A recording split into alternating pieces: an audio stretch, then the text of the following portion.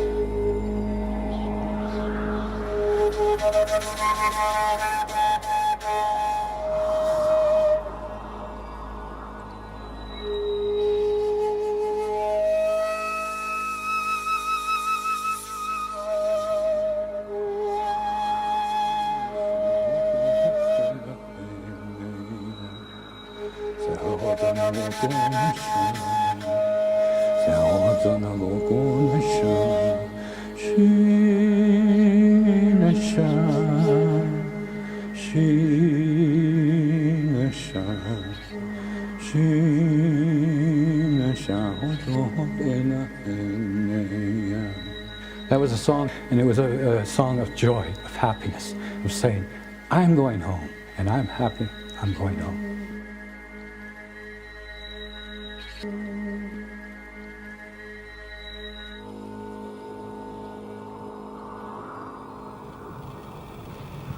It's a painful story that needs to be told.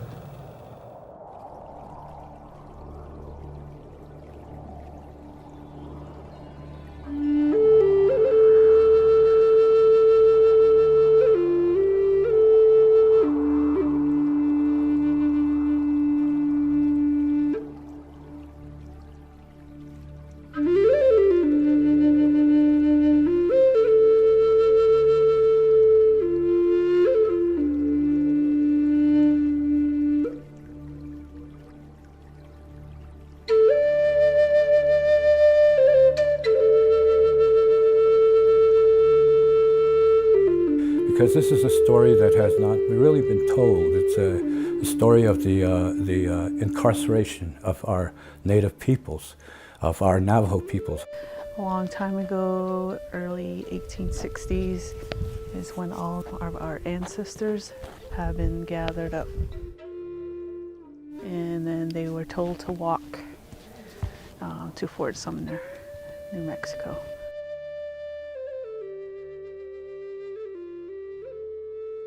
People have come to her home and they've been captured again. So, and she thought like, okay, I'm not gonna fight. So she just went along. The soldiers were ordered to kill all men and take the women and children. The death march was 400 miles. They had no food, no water to take with them. Ones who were caught were basically in New Mexico and the eastern part of Arizona. And they were taken, it was about 8,000 taken down to Fort Sumner, which is in New Mexico, and Navajo we call it Hweeldi, the place of suffering. The soldiers were in horses and wagons, but the Navajo people, the moccasins were worn out, nothing to wear. Their feet were blistered and sore. These people were not nice, she says. They were thrown people, even elderly people. She saw her mom and her grandma got crushed. They were just throwing all the people in the wagon. And even little kids, they were just being crushed. And she just walked, and she knew she lost all her family. And she just kept on walking and walked all the way. And along the way, there was many stories of people who were just shot because they were ill. Babies would cry, they'd shoot them. People that are trying to run off, they just have to be shot down. The soldiers kept on pushing them and pushing them and pushing them, and they wanted to rest, but they couldn't rest. The only time they could rest was when the soldiers wanted to rest.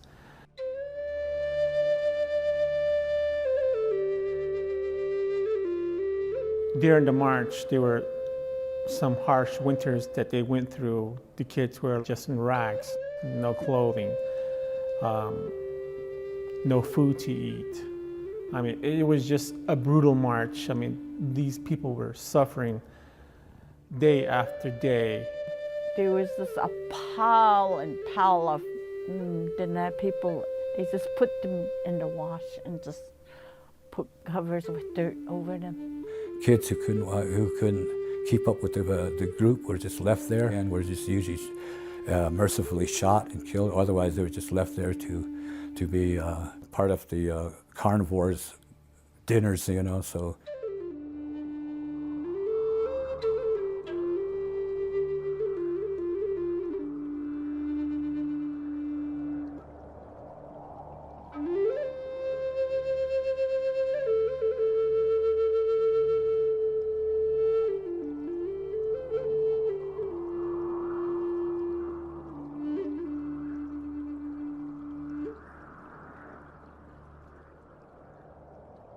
Even up to this day, people still say that the Dene people were not malicious people.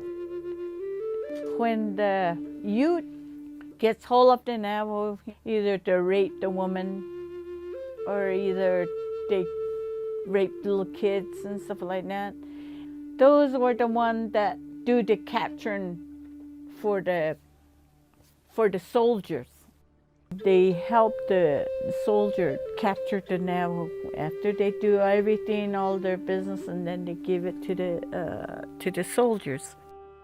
Kit Carson was a traitor. He betrayed the Navajo people. Kit Carson was a bad person. The way they've been treated, yeah, they gave up. They put their white flag on, went to Fort Defiance, but still, it didn't matter. They had to walk. There was a burnout campaign by Kit Carson in which he tried to get as many Navajos as he could. He got about 7,000 or 8,000 Navajos. He wanted to flush out the Navajos by contaminating their water, killing their livestock, burning their crops.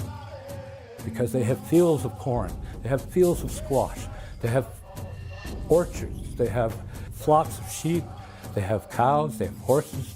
These people are very well set. Kit Carson went after all this, and he burned out the hogans, he burned out the crops, he chopped down the orchards and burned them, you know, and this was the scorched earth policy he used. The federal government was after gold, minerals, uranium. I mean, the Navajo land was rich.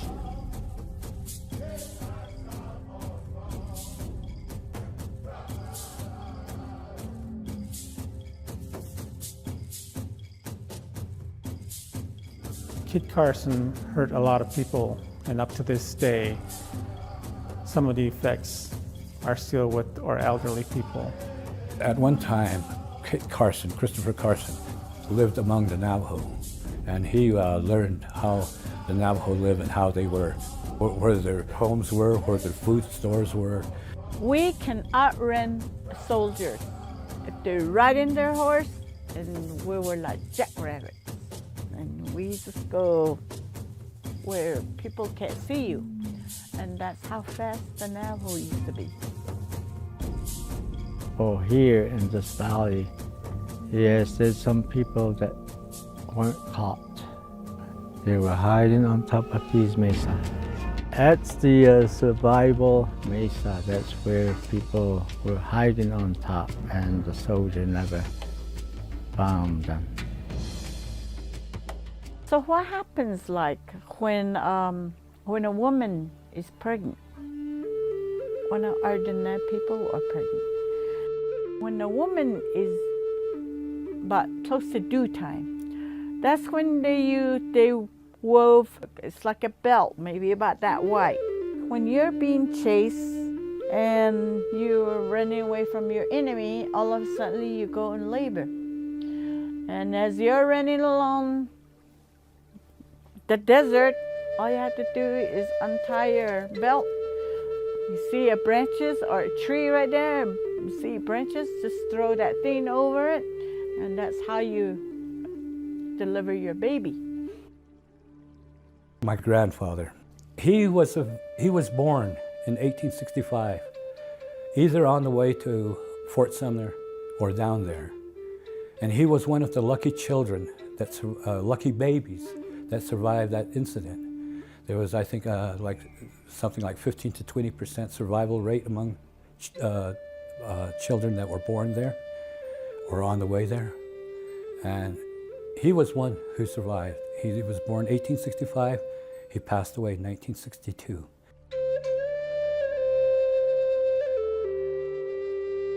When I remember my grandfather, my tears flow.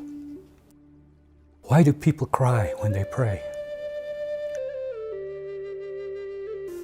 The reason why you cry when you pray is you approach the Creator the way you approached your mother. When you were born, you cried out to her and she knew you were alive.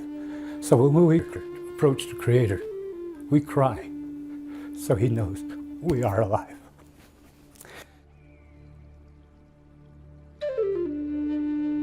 In 1864, there were 25,000 Navajos.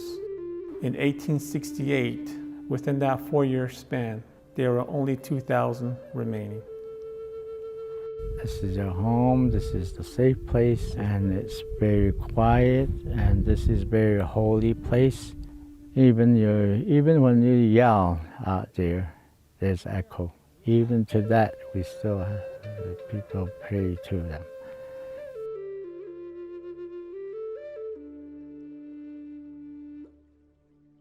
My mom had taught me, you are not supposed to hate people. That is not you. You have to have a heart for it. Even though somebody is your enemy, even though they don't like you, you always have to have a heart for them. I think we were taught that too much. And that's why we don't have hate for other people or people that have hurt us, people that hurt you.